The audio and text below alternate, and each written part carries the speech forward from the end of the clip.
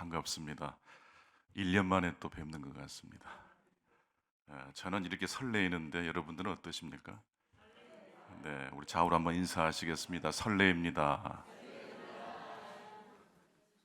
오늘 이제 열린베들교회 도착하는데 첫 인상이라는 것이 있지 않습니까? 그러니까 저는 운전을 하고 이제 주차할 곳을 찾는데 저에게 있어서 감동과 은혜는 어떤 분이시냐면 주차 지휘봉을 들고 계신 분이 어디 계신가? 그분이 저의 주님이십니다. 근데 이렇게 친절하게 안내해 주시고 어떻게 얼마나 기다리셨는지 제가 이렇게 등장하자마자 바로 알아채시고 어떻게 이렇게 날 알아보시지? 그런 신기한 마음을 품었습니다. 낯선 장소에서 우리는 늘 불안정함을 느끼고 그럴 때 친절하게 다가오는 어떤 분에게 위로와 감동을 받습니다. 오늘 또 이 예배가 우리들에게 첫 번째 예배가 되었으면 좋겠습니다. 불안한 마음, 또 두려운 마음에 안심과 평화를 주시는 하나님의 은총을 경험하시게 되시기를 축복합니다. 두려움과 함께 더 깊은 신비로라는 제목으로 말씀을 드리겠습니다. 예수님께서 십자가에서 고통스럽게 죽어가실 때 예수님 곁을 지킨 사람은 남자들이 아닌 여자들이었습니다. 오늘 본문 마가복음 15장 40절 말씀을 보게 되면 멀리서 바라보는 여자들도 있었다. 예, 그 중에 막달라 마리아가 있었고 또 작은 야고보와 요새의 어머니 마리아와 또 살로메가 있었고 또 그 외에도 갈릴리에서부터 올라온 수많은 여자들이 있었다. 예수님의 마지막 곁을 지켰던 존재는 남성들이 아니라 여성들이었습니다. 여성들이 남성들보다 더 믿음이 좋았기 때문이 아니었습니다. 로마 제국의 십자가는 굉장히 잔인한 메시지를 담고 있습니다. 로마의 평화에 도전하는 사람들은 십자가에 못 박혀 죽을 것이다. 로마의 평화는 가진 자가 없는 자를 대신해서 희생하는 십자가가 아니고 로마의 권력에 도전하는 자를 힘으로 제압하는 그러한 평화가 로마의 평화입니다. 그래서 남성들이 십자가를 바라볼 때 공포스러운 거죠. 몸에 마비가 오는 것입니다. 로마의 평화 앞에 식은땀을 흘리는 것입니다. 그런데 이 로마의 십자가에 처음부터 애당초 포함되지 않는 존재들이 있었습니다. 누굴까요? 여자들입니다. 여자들은 로마의 평화에 걸림돌이 되지 않는 존재입니다. 미미하기 때문에, 연약한 존재이기 때문에 거들떠 보지 않습니다. 그런데 역설적으로 바로 그 이유 때문에 여자들이 예수님 곁을 지킬 수가 있었습니다. 보통 우리들은 믿음이 충만할 때, 담대할 때 하나님께 영광을 돌릴 수 있다고 그렇게 생각을 합니다. 물론 그 담대한 믿음이 얼마나 귀하고 아름다운지 모릅니다. 그런데 하나님께 나아갈 수 있는 통로는 한 가지가 아니라 몇 가지일까요? 수십, 수천 가지. 날마다 하나님은 우리를 만나 주신 통로가 우리의 예상을 넘어설 때가 많습니다. 오늘 본문도 마찬가지입니다. 여자들이 믿음이 좋아서였기 때문일 수도 있겠지만 더 궁극적으로 보면 로마의 평화에 처음부터서 포섭되지 않는 존재, 미약한 존재였기 때문에 예수님 곁으로 나아갈 수가 있었습니다. 하지만 그럴지라도 누군가의 곁에 있어준다는 것은 실로 엄청난 일입니다. 침묵의 작가, 일본의 엔도 슈야쿠라는 작가가 그런 말씀을 하셨더라고요. 모든 고통에는 외로움이 뒤따른다.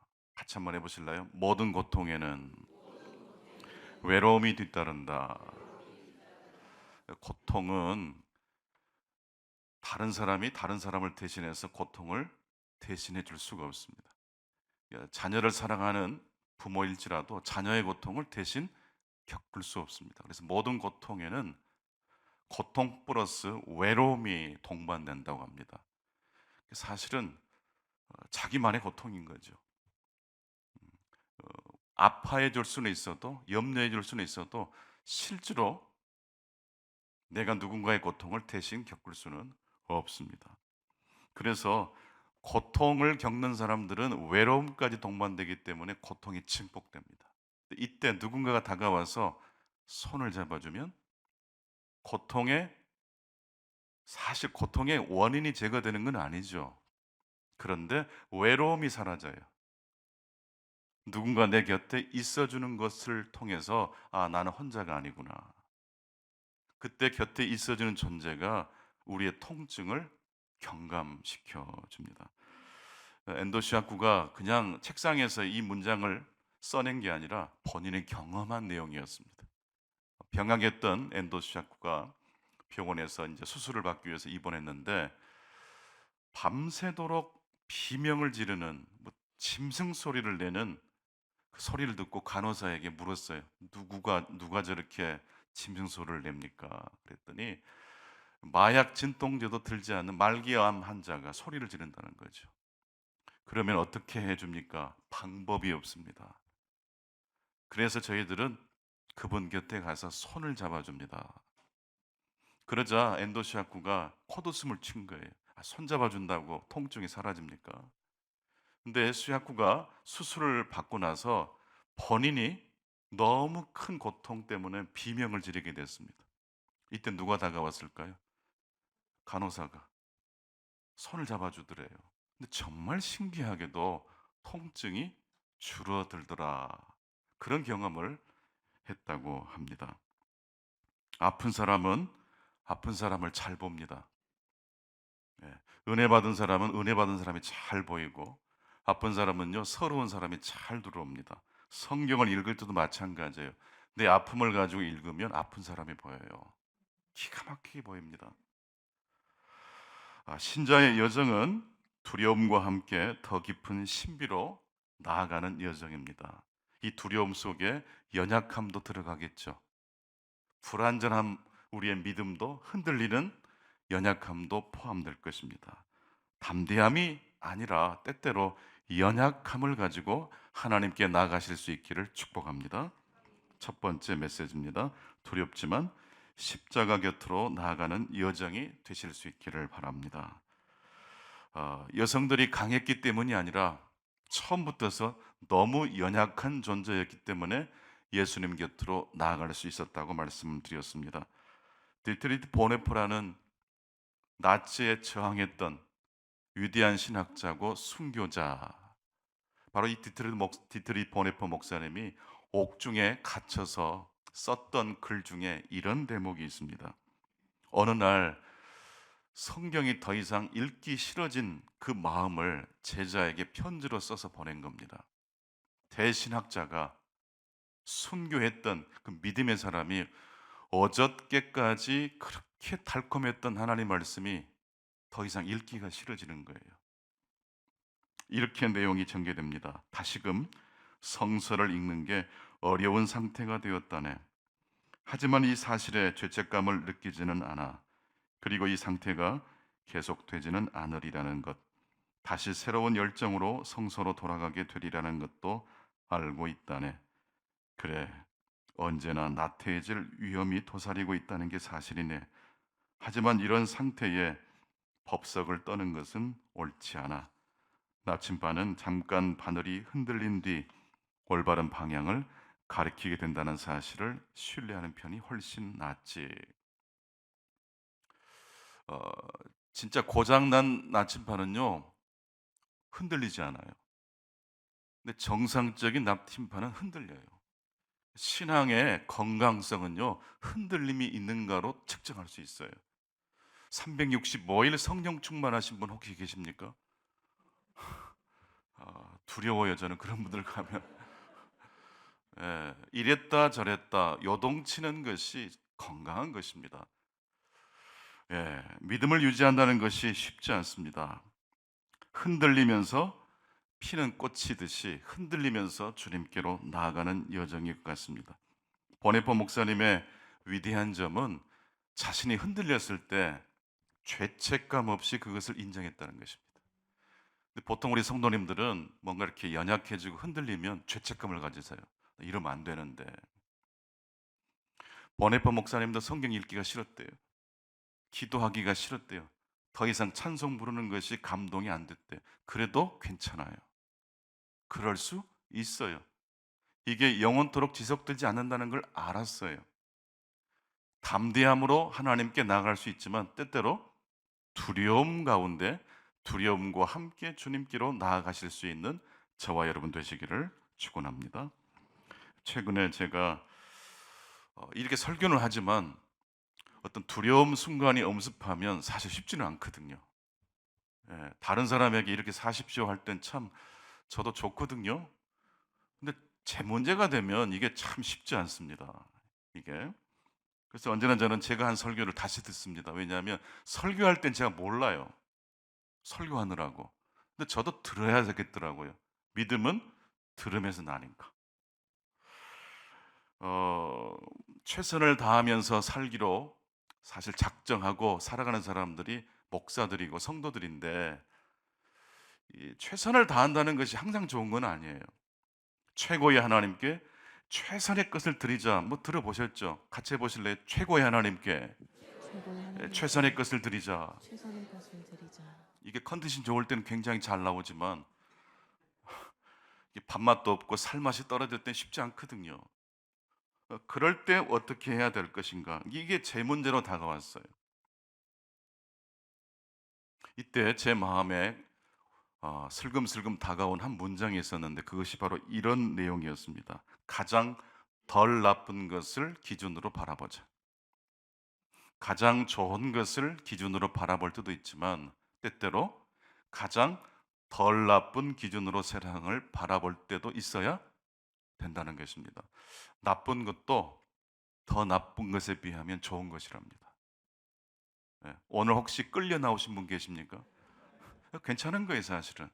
내가 자발적으로 나올 때도 좋지만 어거지로 또 목장 또 특성도 해야 되니까 예, 어쨌다고요? 괜찮잖아요, 사실은. 가장 좋은 것을 기준으로 하면 이게 우리나라 선수들은 특히 올림픽 나가서 금메달 따는 선수들이 이제 막 있습니다. 그동안 우리가 한 번도 생각해 보지 못했던 종목에서 막 메달을 따요. 근데 자세히 보면 금메달 딴 선수들은 좋아합니다.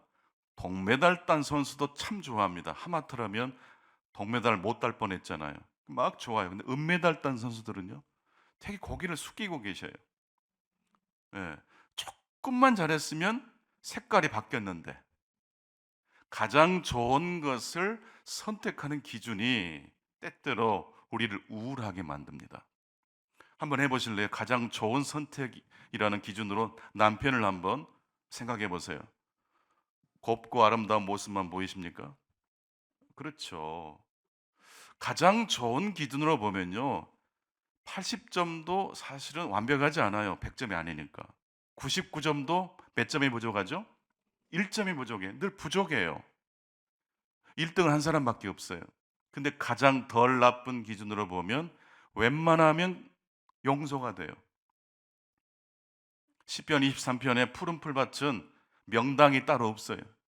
골라 잡으면 돼요. 그렇지 않습니까?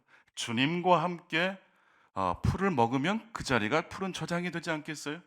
근데 예수님은 가장 좋은 선택만 말씀하신 게 아니라 상한 갈대를 꺾지 아니하시고 꺼져가는 심지불을 끄지 아니하신다고 그랬어요. 상처난 사람들도 하나님은 불러주셔요. 어느 날 제 아이가 밥을 먹는데 저를 안 쳐다봐요. 스마트폰이나 아이패드를 딱 앞에 놓고 이어폰 꽂고 식사를 하십니다. 제가 눈짓을 주고 아무리 해도 쳐다볼 생각이 없어요. 열심히 식사하시고 그냥 들어가세요. 가장 좋은 기준으로 보면 이 녀석이 뭐야 그럴 수 있는데 가장 덜 나쁜 기준으로 보니까 어때요? 괜찮하더라고요. 그렇게 보니까 이 새로운 인류가 탄생했구나.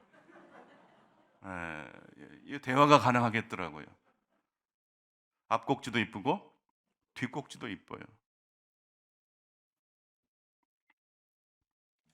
그렇습니다. 연약함과 함께 불완전함과 함께 더 깊은 신비의 세계로 나가실 수 있기를 축원합니다.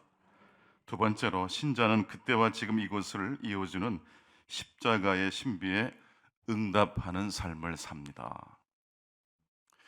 과거의 이야기가 현재 하나님의 감동과 이어지는 때가 있습니다. 이게 은혜를 받으면 조각조각 났던 사건들이 이어져요. 그래서 이해가 돼요.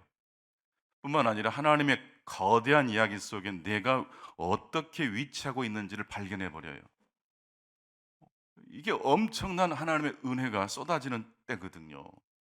근데 이게 어, 그때와 지금이 이어진다는 것. 오늘 본문에 백부장이라는 로마 엘리트 장교가 바로 그걸 경험한 겁니다. 이 사람은 예수님을 처음부터 끝까지 십자가 처형을 주도했던 엘리트 장교인데 예수님께서 돌아가시자마자 이런 진실로 하나님의 아들이었더라고 고백을 합니다. 생뚱맞습니다. 여러분 이해가 되십니까? 예수님을 처형하기 위하여 모든 걸 총괄했던 로마의 엘리트 장교가 예수가 돌아가시자마자 신앙 고백을 하고 있습니다. 아주 우리의 인생관이 확 바뀌는 순간이 있어요. 그동안 내가 생각했던 것들이 판단 중지가 될 때가 있어요. 언제 그런 경험을 여러분들은 해보셨습니까? 놀라운 자연의 광경 앞에 직장에서 뭘 할 것인가 스트레스를 받는 분은 없잖아요. 나이아가라 폭포 앞에 가면 저는 안 가봤습니다만은 혹시 가보신 분들은 그 자연 어마어마한 광경 앞에 딴 생각이 들어올 수가 없습니다. 그렇죠? 유명한 예술 작품 앞에 사람들이 왜 몰려듭니까? 그 앞에 가면 내가 사라져 버려요. 로마의 백부장도 그걸 경험한 것 같아요. 어떤 위대한 경험을 했어요. 그게 뭘까요? 예수의 죽음이에요. 근데 오늘 본문을 보니까 이 백부장이 예수를 향하여 섰다 그랬어요. 예수를 정면으로 바라봤다고 말씀하고 있어요. 태도가 바뀐 거예요. 예수를 처형시키는 감독자에서 어느 순간 예수를 바라보는 사람으로 슬쩍 중심이 이동하고 있는 걸 볼 수 있습니다. 아마 본인은 몰랐을 거예요. 점점 각도가 변해요. 방향이 바뀌고 있어요. 예수님의 이 모든 죽음의 과정을 지켜보았던 이 백부장은 어떤 지점에서 바뀌었을까요? 예수님께서 십자가 위에서 7마디 말씀을 하셨지 않습니까? 첫 말씀이 무엇이었습니까? 아버지여, 저들의 죄를 사하소서. 자기들이 하는 일을 알지 못함이니이다. 용서를 선포하셨어요. 그리고 쭉 그 다음에 이어지는 그 말씀 역시 누구를 괴롭게 하는 이야기가 아니죠. 누군가를 억압해서 자신의 목적을 이루는 것도 아니었죠. 내가 죽어서 누군가를 살리는 십자가의 이야기를 계속 풀어내신 거예요. 그런 과정들을 쭉 지켜보다가 로마의 백부장이 바로 이 지점까지 도달한 것입니다. 사람이 감동을 받거나 은총을 경험할 때는 그 순간인 것 같지만 그 앞부분에 뭔가 있었어요. 스토리가 있어요. 여정이 있어요. 어떤 바보가 가래떡을 7개를 드셨대요. 배가 고파가지고. 근데 7개를 먹어도 배가 부르지를 않더래요. 투덜거리면서 8개째 가래떡을 잡고 절반을 먹으니까 배가 부르더래요. 그 바보님께서 하시는 말씀, 괜히 7개 떡 먹었다고. 이 8번째 떡을 먹으면 됐을 텐데. 네, 그 바보가 바보 확실히 맞죠? 근데 그분만 바보입니까? 우리 역시 쌓이고 쌓여서 이게 터진다는 것을 생각하지 못할 때가 있어요. 그러니까 지금 거의 절정에 다다랐는데 그걸 모르니까 화를 내요. 투덜거려요. 달달 볶아요. 로마의 백부장의 그 앞부분의 여정을 생각하면 이 사람이 갑자기 신앙 고백한 게 아니었어요. 여러분 오늘 이 아침에 이 새벽 예배를 통해서 하나님의 은총을 경험하게 되시길 바랍니다. 혹시 경험이 안 되신 분들도 내일 아침에 오시면 좋으실 것 같아요. 내일은 그분에게 하나님 역사할 수 있어요. 내일도 혹시 경험이 안 된 분들은 토요일 날 꼭 기어이 나오십시오. 쌓이고 쌓여서 은총이 임합니다. 이걸 물극필반이라고 그럽니다. 꽃이 그냥 피는 게 아니거든요. 필 때가 되면 피어요. 그런데 활짝 핀 꽃은 그 순간 다시 지기 시작합니다. 혹시 인생의 바닥을 경험하고 계신 분이 계십니까? 그런 분들에게는 이렇게 위로하세요.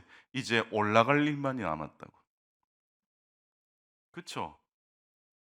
그리고 충만한 가운데 어떤 열매를 거두신 분이 계십니까? 그분에게 필요한 건 뭘까요? 더 높이 올라가는 게 아니라 변화를 추구하셔야 돼요.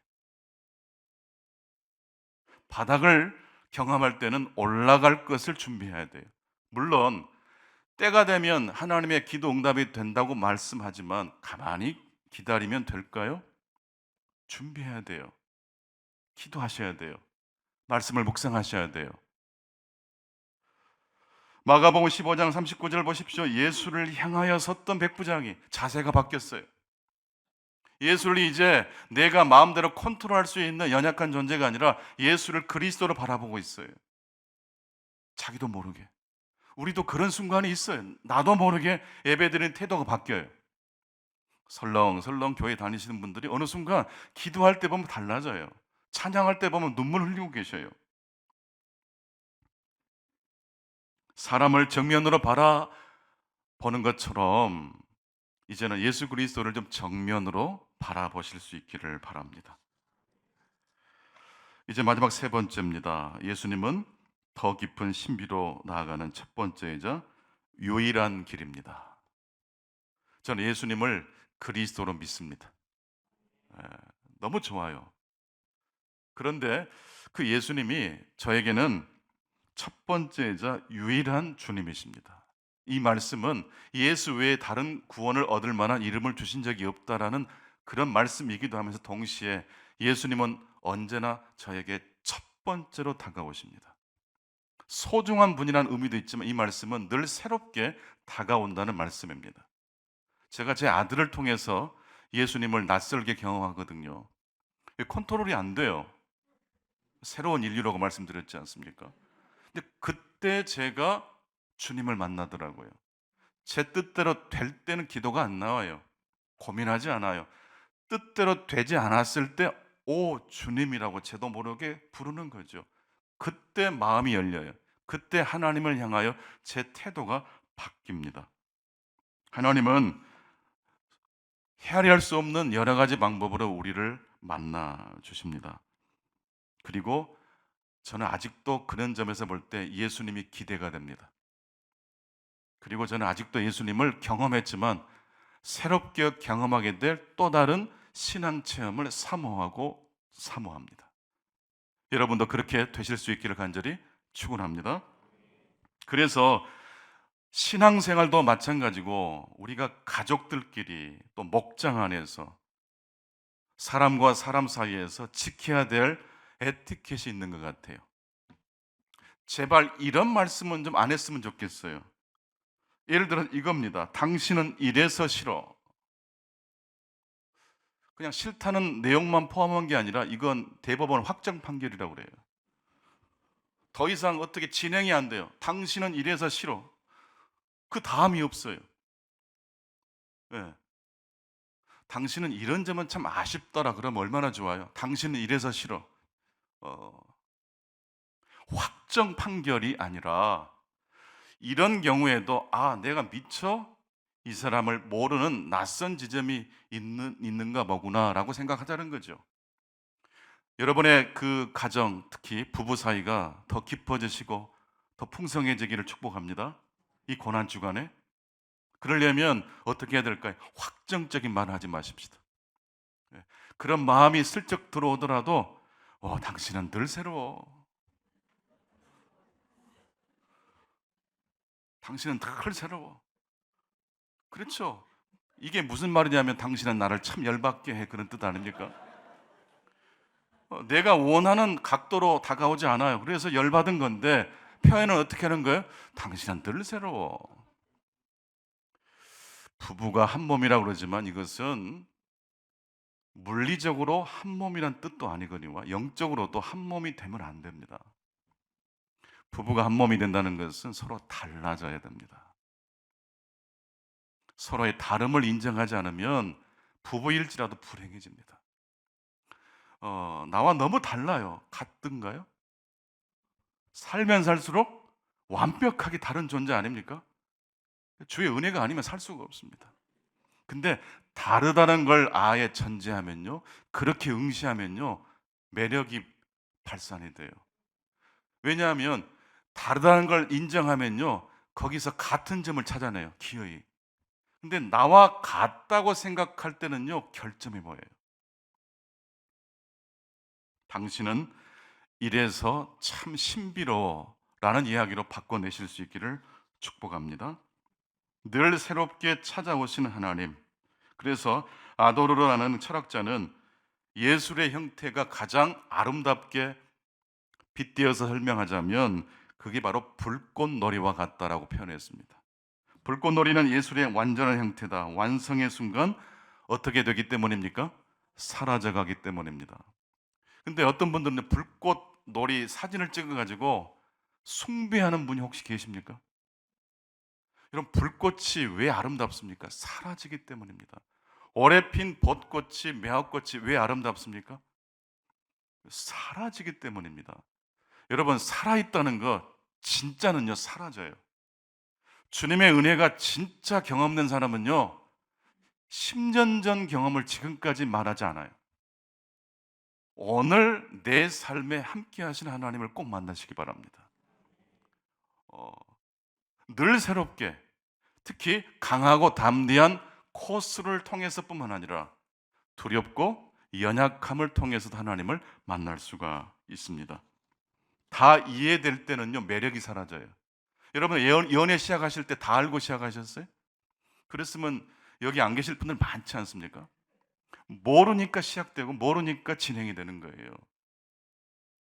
열림애들교회를 오랜 시간 다니신 분이 계시라면 이 결 꼭 명심했으면 좋겠어요. 내가 익숙해지기 시작할 때 위험해요. 네. 이걸 새롭게 나를 찾아오시는 주님을 망각해 버릴 수 있어요. 조용필 씨가 똑같은 노래를 부르지만 한 번도 똑같은 마음으로 노래를 부른 적이 없으세요. 리허설을 진짜 무대보다 더 열심히 준비하셔요. 그래서 부산 공연, 광주 공연이 다 달라요. 라이브의 특징이에요. 여러분의 인생 여정은 어떻습니까? 익숙하면 그때부터 문제가 생겨요. 모르고 예기치 못했던 그 지점에서 잠깐 판단을 중지하시고 혹시 내가 미처 모르는 부분이 있을 수도 있어라고 고백하실 수 있기를 바랍니다. 기독교의 계시의 내용은 바꿔지지 않습니다만은 그 계시가 우리의 가정과 우리의 삶을 터치하는 방식은 수백, 수천 가지일 수 있습니다.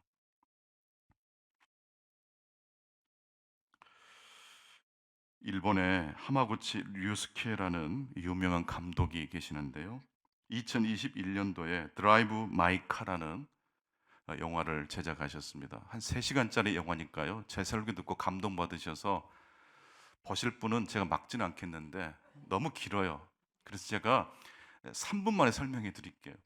이 영화는요, 딱 이 한 대사를 어, 관객들에게 말씀하기 위해서 만든 영화 같습니다. 극 중에 남자 주인공이 이렇게 대사를 합니다. 나는 제대로 상처받았어야 했어. 남자 주인공은 연극 연출가로서 대성공한 사람입니다. 아내 역시 미모의 드라마 작가로 성공한 사람이에요. 남녀 주인공은 남부를 곳이 없는 사람들인데 어느 날 남편이 해외 출장을 가기 위해서 공항으로 가던 중 비행기가 연착됐다는 문자를 받고 다시 집으로 돌아옵니다. 근데 집으로 돌아오는데 초인종을 누르지 않고 열쇠로 문을 열고 들어갔습니다. 뭔가 좀 두근두근 하시죠? 여러분의 기대와 바람대로 안 일어나야 될 상황이 벌어지고 말았어요. 아내가 딴 남자랑 불륜을 저지르고 있었어요. 이때 어떻게 해야 됩니까? 당장 멈춰. 이게 뭐야? 해야 되는데 이 남자가 그대로 문을 닫고 나갑니다. 상처를 받지 않아서가 아니라 사랑하는 아내를 잃어버릴까 봐 너무 두려워서 그냥 나온 거예요. 그 다음 날부터 남편의 태도가 조금 이상하지 않겠습니까? 여성들은 그냥 눈치채시더라고요. 저만 보더라도. 저는 다 속였다고 생각하는데 다 아시더라고요, 그분은. 아내가 출근한 남편에게 오늘은 당신에게 할 말이 있으니까 좀 일찍 퇴근 좀 해달라고. 알았다고. 남편이 뭔가 두렵죠, 불안하죠. 그래서 그날 일찍 퇴근했을까요? 뺑뺑 돌다가 배회하다가 늦게 퇴근했어요.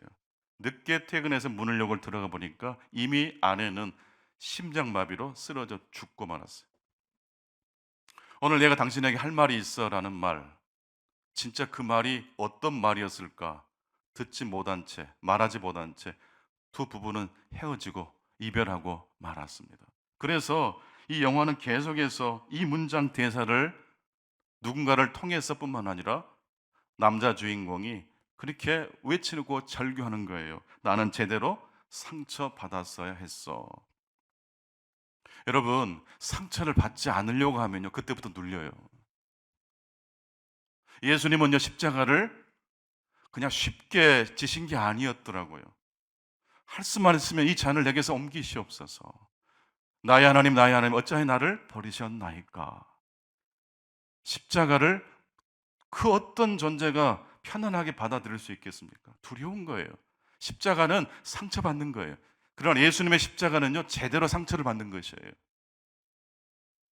문제를 돌파하는 방법은 문제의 원인을 제거하는 방법만 있는 게 아니라 그 문제를 그대로 인정하고 들어가는 거더라고요. 피하고 외면하려고 할수록 오히려 나의 목을 억제할 수가 있습니다. 그렇습니다. 은혜 받는 길은 상처를 건너뛰는 게 아니라 상처를 제대로 받는 바로 거기에서부터 시작됩니다. 열린미들교회가 상처를 제대로 받는 교회가 되시기를 축원합니다. 그러면 신기하게 그때부터 주의 은혜가 임하여 이걸 회피하거나 두려워하기 시작하면요, 이게 마비가 되는 거예요. 가정도 개인도 사회도 마찬가지입니다. 오늘 말씀은 세 가지로 말씀을 정리해서 드렸습니다. 첫 번째로 두렵지만 십자가 곁으로 나아가는 여정이 되시길 바랍니다. 두려움을 가지고 더 깊은 신비 세계로 나가십시오. 나와 같은 사람이 주님께 뭔가 도움이 될까? 아니요. 그래서 주님은 저와 여러분들을 사용하십니다. 두 번째, 신자는 그때와 지금을 이어주는 십자가의 신비에 응답합니다. 도미솔. 여기서 솔은 그냥 솔이 아니고 화음이 되죠. 도미솔. 왜 그렇죠? 도와 미를 기억하기 때문입니다. 그런데 이 솔은요, 그냥 솔이 아니에요. 도미솔 도, 새로운 도를 맞이할 홈이 파여져 있습니다. 예수의 십자가는요, 화음이 있어요. 그냥 죽음이 아니에요. 우리의 죄를 대속해 주시는 죽음이에요. 그리고 그 죽음은 부활의 놀라운 영광을 맞아들이는 상처고 패인 십자가라는 사실을 기억하실 수 있기 바랍니다. 여러분의 십자가는 부활과 반드시 연결된다는 말씀입니다. 마지막 세 번째로 예수님은 더 깊은 신비로 나아가는 첫 번째이자 유일한 길입니다.